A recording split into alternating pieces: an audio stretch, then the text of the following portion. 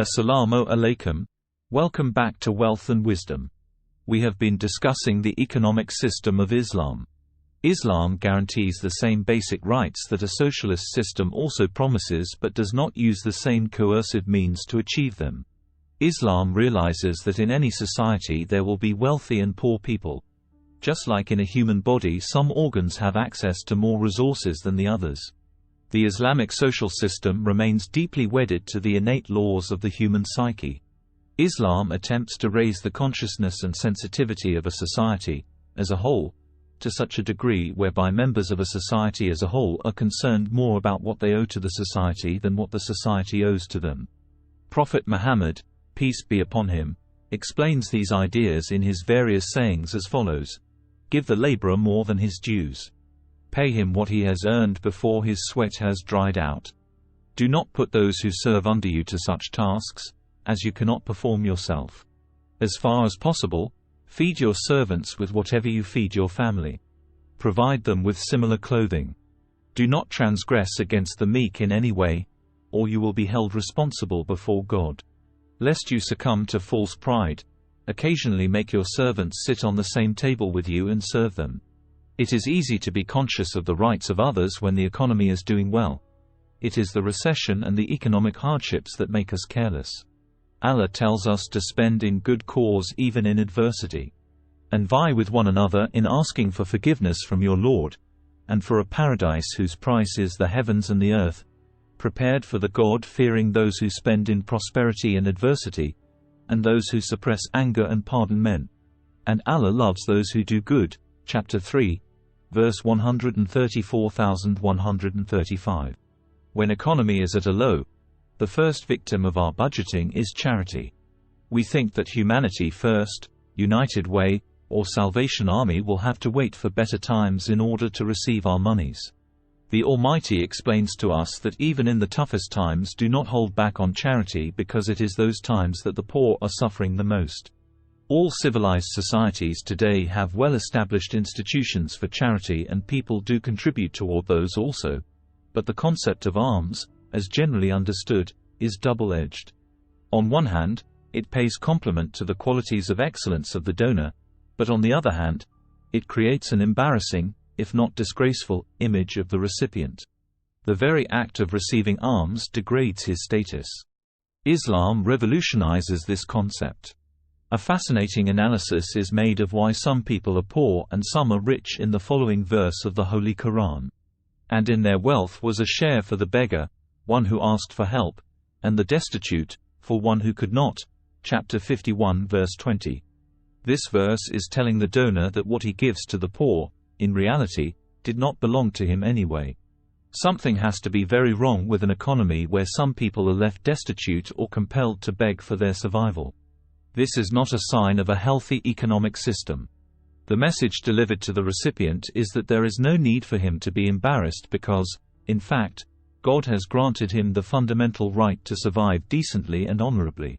As mentioned earlier, God's teachings are directly related to human nature. Any injunction that is likely to disturb the equilibrium is counterbalanced by corrective measures. An objection may be raised against this model on the grounds that this idea will promote freeloading and the rights will be provided at the cost of decent behavior. To remove such ills, Allah turns to the recipients and says, "If you are ungrateful, surely Allah is self-sufficient, being independent of you. And He is not pleased with ingratitude in His servants. But if you show gratefulness, He likes it in you." Chapter 39 verse 8. Further emphasizing the point, the holy founder of Islam, peace be upon him, reminds the believers, one who is not grateful to human beings is not grateful to God either. The implication is that Allah will not accept gratitude from a person who is ungrateful to fellow human beings. This message of the rights of the recipient is intended to be only a quiet message to the recipients so that they do not suffer from any inferiority complex and to safeguard their dignity. The inference is that to express gratitude is not against the dignity of man. On the contrary, it elevates him. On the other hand, Allah tells the donor that it is against his dignity to accept gratitude as if he deserved it. According to Islam, The service to mankind is for a higher purpose than to satisfy the natural urge or earn good reputation. The acts of kindness should be for the sake of the Almighty, not for any material reasons.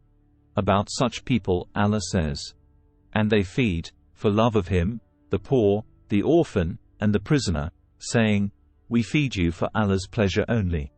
We desire no reward nor thanks from you." Chapter 76 verse 9-10. To remove the potential ill of freeloaders, Islam encourages spending more than receiving. The holy founder of Islam, peace be upon him, once said, "The hand of the donor is better than that of receiver," and on another occasion he said, "The upper hand is better than the lower hand." When Allah talks about giving and receiving, it is not confined to the domain of money. Whatever Allah has given an individual should be spent in His cause. Who believe in the unseen and observe prayer, and spend out of what we have provided for them. Chapter 2 verse 4. This covers all faculties, qualities, and also, of course, every type of material possession, human relationship and ties. The phrase also covers such values as honor, peace, comfort, etc. By establishing this system, Allah is giving us the recipe of a heavenly society where people give to others, not for personal gain, but only for the sake of the Almighty. The donor does not expect any gratitude. He sincerely believes himself to be entrusted with the money so that it is distributed to the less fortunate. The receiver expresses gratitude to the donor as well as to the Lord. People in general want to give more than they receive. People do not hesitate to donate their time, services, money, comfort, and any other material possession in the way of God. Surely, injustice will not find home in such a society.